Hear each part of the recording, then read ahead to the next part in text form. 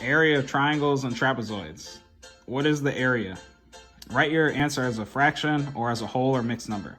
So we got to make sure we're following directions because we cannot have a decimal here. So that means we're going to have to work it out the long way. So as you can see, we have a trapezoid. The way to solve this is you got to use the area of trapezoids formula, which is A equals the sum of B1 and B2 times H over 2. So that means area equals base 1 plus base 2 times height divided by 2. So no problem. This is our base 1. This is our base 2. And this is our H. So all we're going to do is plug our units in and solve. So area equals base 1. Base 1's 1/2. So 1/2 plus our base 2, which is 1. So 1/2 yard plus 1 yard times our height, which is 1 4/5 yards.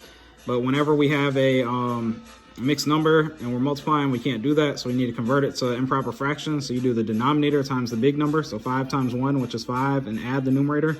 5 plus 4 is 9. So times 9 over, our denominator stays the same, 5 yards divided by 2. So we got A equals, well, we can't add these yet because first of all, they both got to be fractions. So to make 1 into a fraction is going to be, you put a 1 under it. So we got 1/2 yard plus 1 over 1 yard times 9 over 5 yards divided by 2. We still can't add this because when you add fractions, the denominators have to be the same. So we need to make this and this both have 2 as the denominator. So that means we're going to multiply the denominator and the numerator both by 2 so that the denominator could be 2. We got A equals 1/2 yard plus 1 times 2 is 2. 1 times 2 again is 2 yards times 9 over 5 yards divided by 2. So now we can add this together. So A equals 1 plus 2 is 3. So you got 3 over, your denominator stays the same when you add fractions, over 2 yards times 9 over 5 yards divided by 2. So now we're going to multiply. So we got A equals 3 times 9 is 27. 2 times 5 is 10. Yards times yards is yards squared divided by 2. But since we're going to be dividing and one of them's a fraction, we need to make the other one a fraction. So we're going to make this 2 over 1.